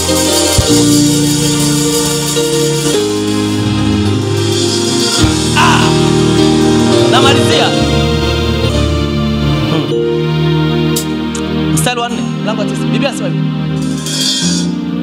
maana Mordekai alikuwa mkuu nyumbani mwa mfalme, na sifa yake imevuma katika majimbo yote, kwa kuwa huyo Mordekai amezidi kukuzwa. Sikiza, Mordekai aliyeletewa mti afe, leo hii amechukua nyumba ya Haman. Leo hii amechukua pete ya Haman. Haikuishia hapo tu. Mordekai akaanza kukuzwa, akaanza kusogezwa, sifa yake ikasogea. Ukisoma mlango wa mwisho wa 10, Biblia inasema Mordekai akawa wa pili baada ya mfalme Ahasuero. Akawa wa pili baada ya mfalme Ahasuero. Nafasi yake ilikuzwa kwa mamlaka ya jina la Yesu Kristo. Kwa mamlaka ya jina la Yesu Kristo. Biblia inasema tutaketishwa pamoja na Kristo juu ya falme zote, juu ya mamlaka zote, juu ya sultani zote, juu ya biashara zote, juu ya kazi zote, juu ya vyeo vyote, juu ya nafasi zote. Kwa neno hili ninaloliachia, Bwana akakuchukue hatua kwa hatua. Bwana akakusogeze hatua kwa hatua. Bwana akawaondoe wote ambao wanashindana na wewe. Wote wanaoshindana na wewe, chukua nafasi zao. Anza kuongezeka. Anza likaanza kuongezeka. Jina lako likakuzwe katika mji ambao upo. Jina lako likakuzwe kwenye familia ambayo upo. Jina lako likakuzwe kwenye ofisi ambayo upo. Nenda kapande vyao, nenda kaongezeke, nenda kazidishwe, ukaongezeke kwenye hiyo biashara, ukaongezeke kwenye hiyo kazi, ukaongezeke kwenye huo utumishi, ukaongezeke kwenye huo wito, ukaongezeke kwenye hiyo ndoa, uzao wako ukaongezeke, jina lako likakuzwe, watoto wako wakakuzwe. Katika ibada ya leo wanaondolewa kwenye viti vyao, unaketishwa wewe. Wa kwanza anaondolewa, unaketishwa wewe. Wa pili na mondoa, unaketishwa wewe. Wa tatu na mondoa, unaketishwa wewe. Nenda kawe mkuu.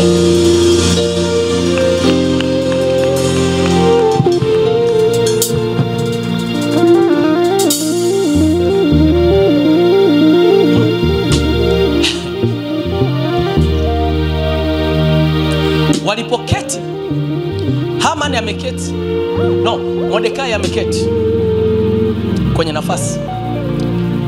Kuna kitu Mordekai alikifanya. Mordekai aliandika barua watu wote wauawe, lakini walipokuwepo Shushani ngomeni, Biblia inasema Mordekai na Esther waliua watu 500 adui zao.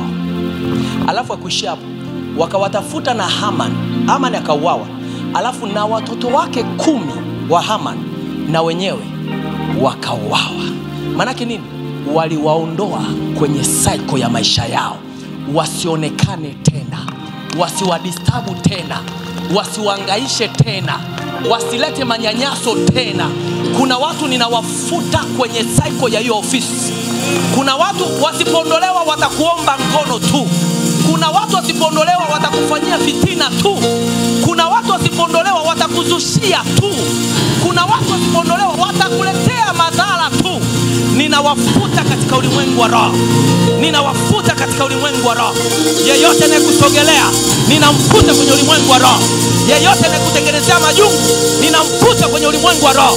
Yeyote anayekutengenezea madhara, ninamfuta kwenye ulimwengu wa roho. Yeyote anayemezea ndoa yako, ninamfuta kwenye ulimwengu wa roho. Yeyote anayekusogelea, yeyote anayeanzisha maneno usipate pesa zako, ninamfuta kwenye ulimwengu wa roho. Ninamuondoa yeye na watu wake. Ninamuondoa yeye na wanaoshirikiana naye. Wasiwepo kwenye cycle yako. Wasiwepo kwenye cycle yako. Yeyote anayeshindana na mtoto wa Mungu kumletea madhara, enough is enough. Ninawafuta, ninawafuta, ninawafuta, ninawafuta, ninawafuta, ninawafuta, ninawaweka mbali na wewe. Wapotelee, wapotelee, wapotelee, wapotelee, waende mbali na wewe. Hautakiwi kukosa usingizi kwa sababu ya mfanyakazi mwenzako. Hautakiwi kukosa usingizi kwa sababu ya mtu. Hautakiwi kukosa usingizi kwa sababu ya watu wanaokukalia vikao. Yeyote anayekusababishia uchungu ndani yako, yeyote anayekusababishia mateso na kati unatenda kwa haki, kwa neno hili ninamfuta katika ulimwengu wa roho na ninamfuta karibu na wewe. Ninamuondoa mbali na wewe. Ninamtupa mbali na wewe. Ninamtupa mbali na wewe. Ninamtupa mbali na wewe. Yeyote aliyeenda kwa mganga na kusemesha kwenye ulimwengu wa roho, yeyote unamchezea mtoto wa hii madhabahu, hii ni mbiu, hii ni amri naitoa. Hii ni mbiu, hii ni amri naitoa. Yeyote anayemchezea mtoto wa Mungu aliyeshiriki kwenye ibada, ninakuweka mbali majira haya. Ninakufukuza mbali. Ninakufukuza mbali. Uende mbali. Upotelee mbali.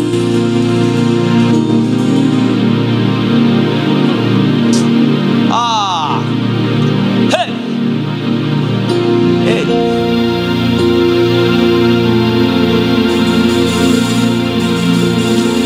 Kesho yake mfalme akasikia habari, akawaita. Sikiza mwanangu. Mfalme akasema hivi, mmefanya nini? Mmeua watu wangapi? Wakasema 500. Mfalme akasema, mmeenda na kwenye majimbo mengine, yawezekana kuna maadui zenu wamejificha, na wapeni tena amri, na kesho nendeni mkawaue wengine. Hey. Hey, hey, hey, hey, hey. Yawezekana umewafuta 2, sasa Sasa hii ni wewe kutamka. Ninakupa kawafute wengine 5. Nenda kawafute wengine 5. Tamka mama, tamka maeneo ambayo unataka kuwafuta. Hebu anza kuomba, futa. Nenda, ninakupa, hii ni amri. Nenda kawafute, sio sehemu moja tu. Nenda kwenye majimbo mengine. Nenda kwenye biashara yako. Nenda kwenye ndoa yako. Nenda kwenye kazi yako. Nenda kwenye biashara yako. Wafute. Mchana wa leo futa. Mchana wa leo wafute. Mchana wa leo waondoe. Yes, troublemakers. Wengine unawajua kwa majina. Wafute. Unayo mamlaka. Futa. Shetetetetetetete.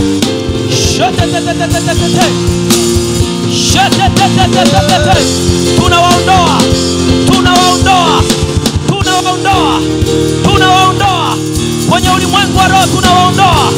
Shera da reketelekea. Aya. Wafute.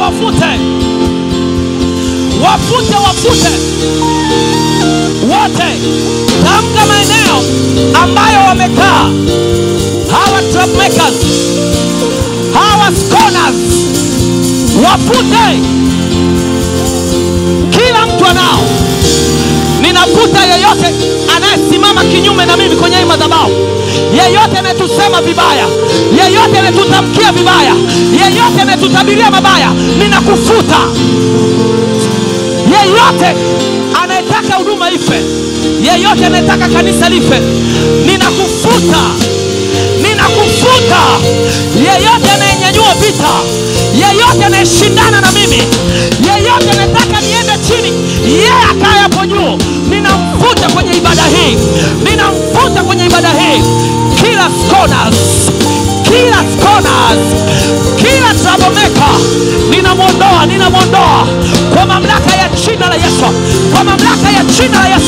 Wafute.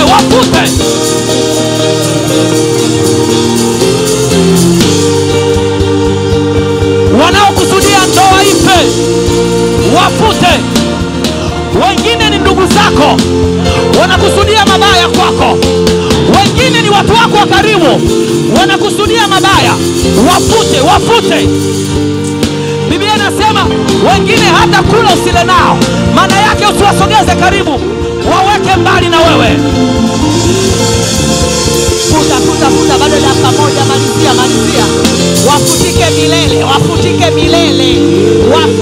milele na vizazi vyao na alama zao na vizazi vyao. Wafutike milele na vizazi vyao. Wafutike kwenye hiyo biashara, wafutike kwenye hiyo huduma, wafutike kwenye huo uzao, wafutike kwenye huo utumishi, wafutike kwenye hizo projekti zako. Wafutike milele.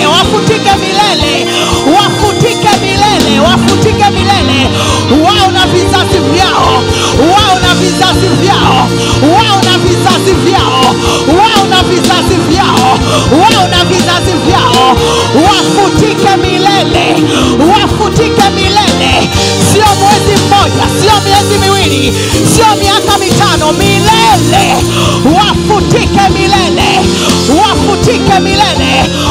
na vizazi vyao. Hao scorners, wao na vizazi vyao. Hao troublemakers, wao na vizazi vyao. Wafutike milele.